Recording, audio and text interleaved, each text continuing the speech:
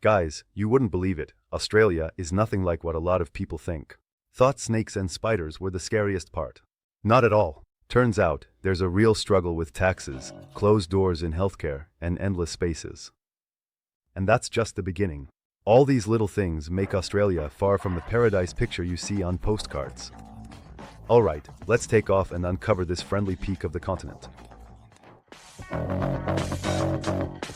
Living in Australia is costly. Rent is 1,400 Australian dollars in Melbourne, 2,200 in Sydney. For example, renting a two-bedroom apartment in Melbourne will cost around 1,400 Australian dollars per month, while in Sydney the minimum is 2,200 Australian dollars. Finding suitable housing is not easy, as the best options are quickly taken, and most locals prefer houses that cost significantly more. Another major expense is childcare. One visit can cost around 100 Australian dollars, so many families limit it to just a few days a week. Health insurance is also not cheap. Without resident status, you will have to pay around 150 Australian dollars each month. Otherwise, access to medical services will be limited. The country's remoteness affects prices. Many goods are expensive. There are stories going around about how some residents order plastic windows from other countries because even with shipping, it's cheaper than buying them in Australia. The national currency is the Australian dollar. International bank cards are accepted everywhere. The only exceptions are the markets. Cash might not always be accepted. A public transport ticket in a big city costs about $4 to $5. A cup of coffee costs about the same. Meal costs $20 to $50, McDonald's $10 to $15. A combo meal at McDonald's costs about $10 to $15. By the way, the food at McDonald's here leaves a lot to be desired.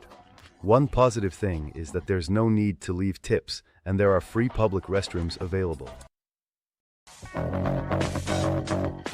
Australia's geographical isolation affects the job market. While competition is lower than in other countries, securing a job often requires local training, which can be costly, around 5,000 Australian dollars for a few months. Stable careers are typically in IT or medicine. It's common for highly qualified specialists to be considered overqualified, leading to job rejections. The most sustainable careers are available to those with an education in IT or medicine. It often happens that a qualified specialist with multiple diplomas is recognized as overqualified, which becomes grounds for denial of employment. In such cases, you have to rely either on high-paying remote work or on low-paying positions like a nanny or a cleaner. In addition, Australia has a progressive tax system, which means that the higher your income, the more taxes you pay. This creates extra challenges for those who work hard and earn high salaries. Many people, especially from northern countries, move to Australia for the eternal summer, but along with that, they have to deal with aggressive sun rays. There is a thin ozone layer above the continent, which makes ultraviolet radiation especially dangerous. To protect against skin cancer, which is diagnosed more often in Australia than in many other places, it's essential to use sunscreen with a high SPF of at least 50 and moisturizing products. Another unpleasant aspect is the winter. Even though temperatures don't drop below freezing, getting close to zero and the poor insulation of homes create discomfort. Many are forced to buy electric blankets and warm home clothes because gas boilers are not installed everywhere. By the way, it was in Australia that Uggs were invented, those warm boots that are mostly worn indoors here, rather than outside like they are in Russia, for example. During the day in winter, the temperature can reach plus 82 degrees Fahrenheit, but at night it drops sharply to 53 to 57 degrees Fahrenheit, and sometimes to 46 degrees Fahrenheit. Immigrants struggle with temperature swings. Daytime calls for shorts, nighttime for jackets. Snow is rare, making New Year less festive, but hailstorms with large hailstones occur. Snow falls very rarely in Australia, so it is more difficult to create a festive atmosphere for the new year. But you can get some intense hailstorms, with hailstones that can be as big as golf balls. Australia is famous for its multicultural cuisine, shaped by numerous waves of immigrants from all over the world. Thanks to this, you can enjoy a variety of dishes representing African, Asian, and European culinary traditions. Australia's restaurant culture is one of the most developed in the world. Traditional dishes include Australian meat pies, oysters and other seafood, kangaroo steaks. Pavlova desserts named after the famous Russian ballerina, and lamingtons, as well as local cheeses, cider, beer, and wines. Kangaroo meat is widely available in stores and restaurants across Australia. It's seen as a healthy alternative to beef or lamb, thanks to its low fat content, only 1 to 2%. Even if you're confident in your English skills before moving to Australia, communicating here can be tricky. The thing is, there's a unique version of English in the country that differs quite a bit from what you learn in language courses. Australians are taught from childhood to swallow endings, shorten words, and speak slurredly. These quirks can really throw newcomers off. After English, the most popular languages are Chinese, Italian, and Greek. Naturally, when someone embarks on such a long journey as moving to Australia, they're not really thinking about coming back. However, it soon becomes clear that this continent is far away not only from Russia, but from most other places as well. You can't just spontaneously jet off to neighboring countries for the weekend from Australia like you can, say, from Montenegro to the Czech Republic or France. Even popular Asian resorts are located thousands of kilometers away. It will take a long flight to change the scenery. It's about 9 hours to Thailand, 6 hours to Bali, a solid 13.5 hours to Los Angeles, and nearly 20 hours to Moscow. All of this creates a feeling of isolation, like you've ended up on a deserted island. Really, there are way more people on this island than in the classic stories of Robinson Crusoe. Besides the blazing sun and devastating wildfires, Australia can surprise you with other dangers. Giant moths and spiders, aggressive kangaroos, venomous snakes hiding in shoes and toilets, crocodiles, dangerous sea creatures like Portuguese man-o' war and jellyfish, and terrifying centipedes, all of this can shock anyone. Moving to a private home means an endless struggle with invasions of various insects and animals. Every week, someone in the family will be shouting, "Dad, come quick," after spotting another local critter. In a city apartment, the situation is a bit better, but for those who suffer from arachnophobia, it's still wise to stay on guard. According to statistics, there hasn't been a single recorded death from spider bites in Australia since 1981. But even non-fatal incidents are unlikely to be enjoyable.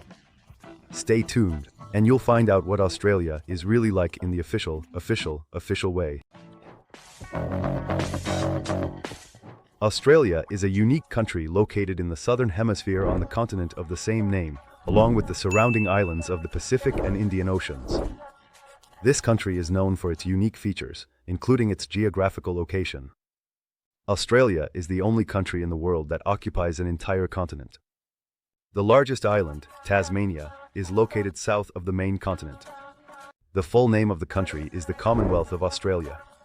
Australia covers an area of 2,969,907 square miles, making it the sixth largest country in the world. In terms of population, Australia ranks 51st in the world. The population is around 24 million people, and the population density is one of the lowest in the world, less than 3 people per square mile. About a quarter of Australia's population consists of immigrants from other countries. Geographic maps in Australia often show the continent upside down, with the mainland at the top and the rest of the world below. It's illegal to take pieces of coral out of here, and you can't enter the country with dirty shoes.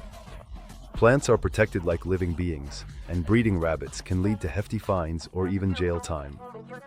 Kangaroos hop along roads with left-hand traffic, and the trains are made up of freight cars. Australia's wildlife, koalas, kangaroos. Only here live koalas and kangaroos, and in Spencer Gulf you can meet giant cuttlefish. The deserts on the mainland border mountains and green plains, and not far from Queensland, the world's oldest tropical forest has been preserved.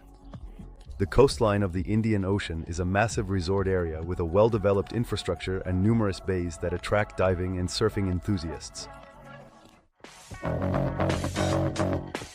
Australia is a country with a highly developed economy, and it's the largest exporter of beef, wool, wheat, lamb, and minerals. This ensures a consistently high standard of living for its population. The national currency is the Australian dollar.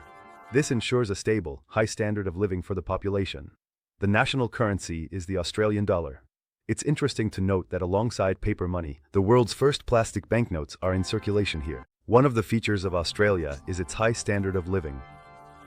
Big cities with skyscrapers, modern highways, and well-equipped recreational areas provide comfortable living conditions. Although Australia lacks ancient architectural monuments, since just 120 years ago this area was a British agricultural colony, the modern buildings impress with their design and functionality. Despite advancements in science and technology, Australia remains an agricultural country, with an economy that heavily relies on farming. Canberra, the capital of Australia, located in the Australian Capital Territory, is the largest city built not on the coast but deep within the green continent. The city is located 93 miles west of the Tasman Sea. Canberra is known for its unique urban layout, which includes many green spaces and excellent logistics. This is where the most important government buildings are located, including the Old and New Parliaments. In Canberra, events like the colorful Floriade Flower Festival, the Summer Nuts Car Festival, the Fireside Festival, a grand hot air balloon show, a music festival, and Canberra Day, celebrated every year in early March, are very popular. Sydney, the capital of New South Wales, is the largest and oldest city in Australia, located in the southeast of the country. Founded on January 26, 1788, by Arthur Phillip, the leader of the first group of British colonists, Sydney was granted city status on July 20, 1842. On July 20, 1842, it houses the tallest buildings in the country, including the Sydney Tower, which stands nearly 850 feet tall, and the headquarters of a major insurance company, which is about 8.5 feet high. The Sydney Opera House includes not just a concert hall, but also a drama theatre, a cinema, restaurants, and a library. The city has many gardens and parks, the largest of which is the Royal Botanic Gardens. The city was named by the colonists in honor of Lord Sydney, who was the British Minister of the Colonies at the time. Melbourne, the capital of Victoria, is the second most populous city in Australia. Its architecture is reminiscent of European cities, and its changeable climate has earned it the nickname the City of Four Seasons. Melbourne hosts numerous cultural festivals, concerts, food and art events, as well as sporting activities. The capital of Queensland, Brisbane, offers a wide range of opportunities for cultural leisure, outdoor activities, creativity, and music. Here, modern restaurants sit alongside picturesque gardens by the rivers and artificial beaches. Since 1876, Brisbane has hosted the EKKA, an important event celebrating independence from New South Wales. Here, modern restaurants sit alongside picturesque riverside gardens and artificial beaches. Since 1876, Brisbane has hosted the ECCO, a major event celebrating independence from New South Wales. Today, Brisbane is the fastest-growing city in Australia and the entire Southern Hemisphere. The proximity to the Gold Coast beaches and numerous beautiful parks attracts a large number of tourists, making Brisbane the third most visited city in the country. Cairns, located in Queensland, serves as the gateway to the Great Barrier Reef, Port Douglas, the Atherton Tableland, Daintree National Park, and many other interesting places. This small town, with a population of just 160,000 people, is the fourth breakthrough in Australia. The capital of the largest state, Western Australia, is Perth, the fourth largest city in Australia, with a population of about 1.5 million people.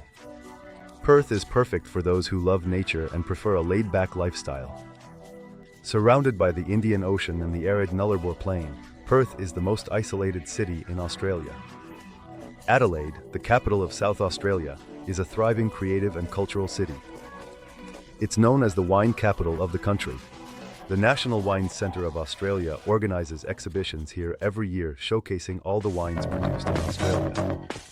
Tasmania is an island off the southern coast of Australia. It was once part of Australia but became separated due to glacial and tectonic changes, preserving its unique landscapes. Only 124 miles of ocean separate the island from the mainland, although Tasmania was once part of Australia. However, due to glacial and tectonic changes, this landmass became separated and became independent, preserving its unique natural landscapes. Today, Tasmania is not just an Australian state and an island with unique nature, but it also boasts 18 national parks that cover 40% of its entire area, along with endemic species of animals that are found only here. In Australia, everything is different from what we're used to. To see the sights, you have to leave the capital. On New Year's, people wear swimming trunks and barbecue, and in the trees live not birds, but animals. Overall, it's a whole world turned upside down. Whether it's worth moving there permanently is a personal choice for everyone. I've warned you about the rest. Whether it is worth moving there permanently is a personal matter. I've warned you about the rest. And now, friends, I want to make you an interesting offer. You have a unique opportunity to become part of our team. If you have video editing skills, you can voice over videos in Russian, English, and other languages. Or write interesting scripts. We would be happy to work with you. Message our Telegram bot. The link is in the description. That's all for today. See you.